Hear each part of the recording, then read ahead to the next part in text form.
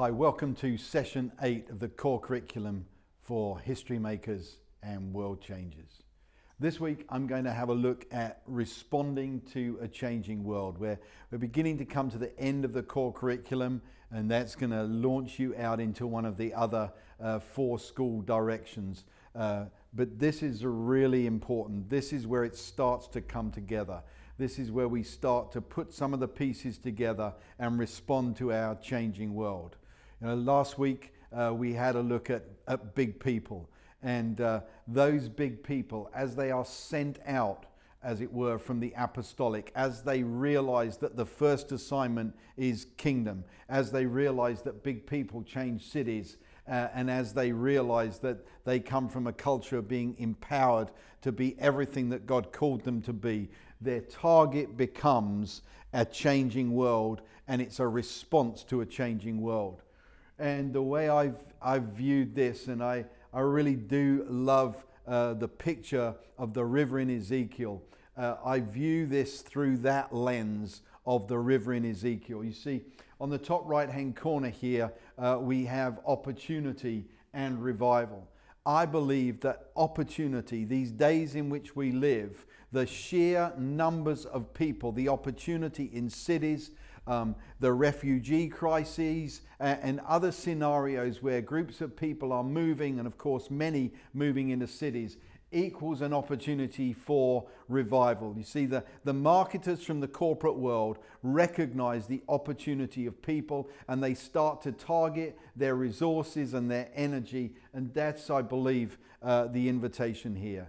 Let me just briefly give you my definition of revival.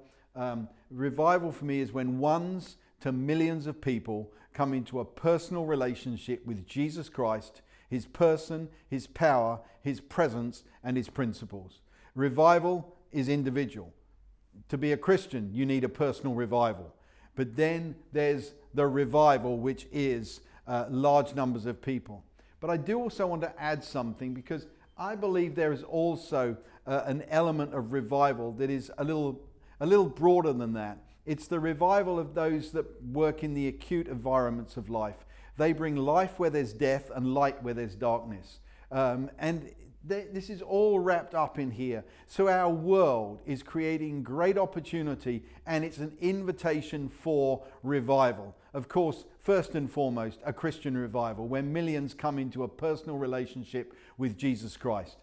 So numbers of people.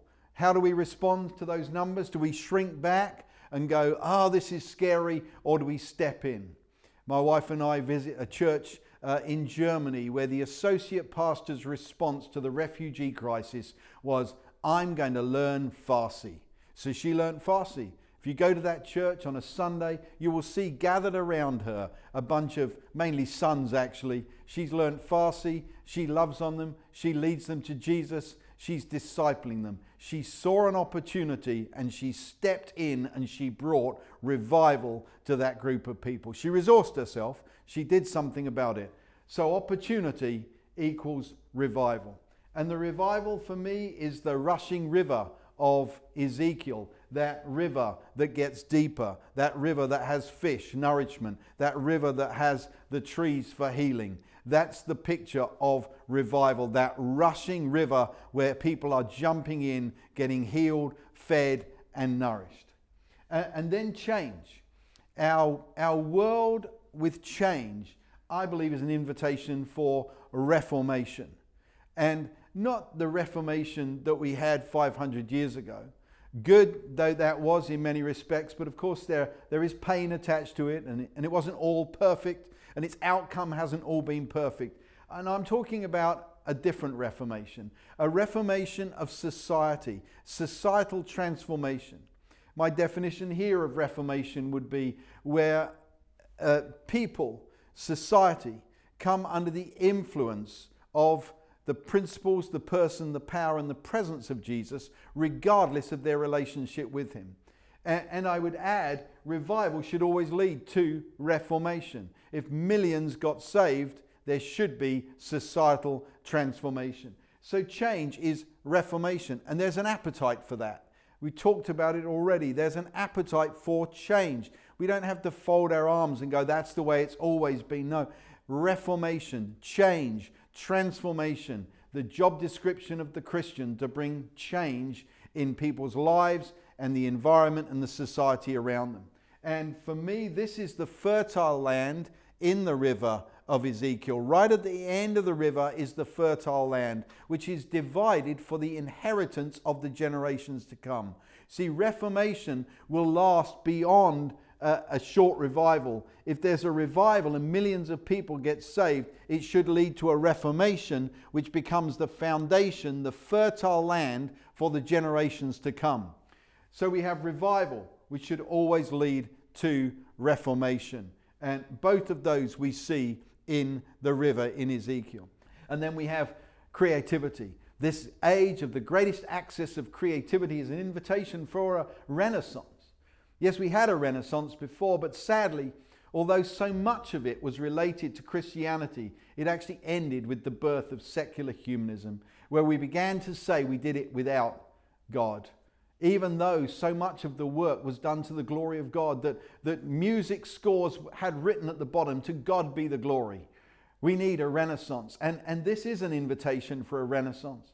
I believe that the temple that the river flows from in Ezekiel could be described as a place full of wisdom and perfect in beauty, a birthplace of creativity and inventiveness. And it's time for that. It's time for there to be a renaissance, which for me I would define as a new discovery of creativity and inventiveness, which is used to bring glory to God. And that's what we need. And some of you out there, you're creatives. You're waiting to invent something, to create something, to express something differently so that the world can find out who He is. To create and bring glory to God. These things are created.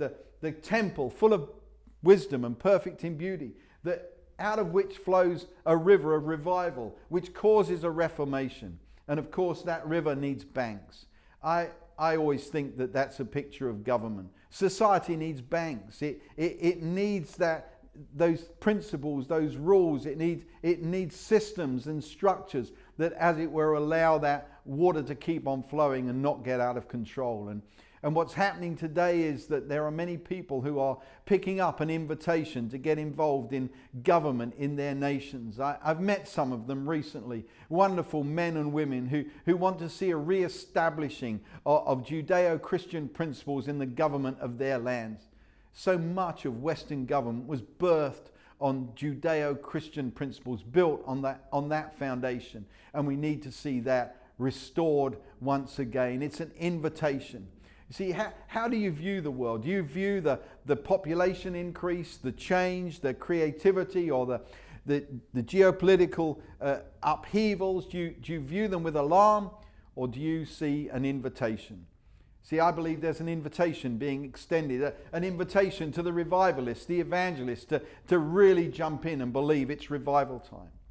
Or an invitation to the reformers to recognize it's reformation time.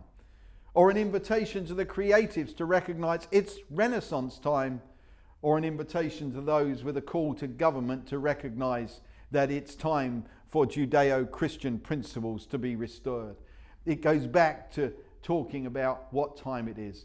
You see, all of you watching this will be spurred on by one of these in particular. Yes, some of you, you'll be excited about them all, but which is the one? That's my challenge to you. Is there one of these that stirs up something inside of you? And what will you do about it? Do you have a stirring for revival?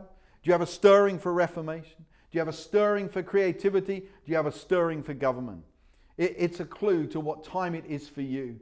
And this is our time. This is our moment. We got chosen before the foundation of the earth to live at such a time as this. And I believe our world is offering an invitation. I believe our churches are changing and transitioning to raise up big people who discover who they are so that they can step into these invitations to be world changers and history makers. Which one is you? I believe something as simple as this. The creatives, you need permission. The revivalists, you need a home base. You need a sense of belonging that you go out from and get involved in those risky endeavors.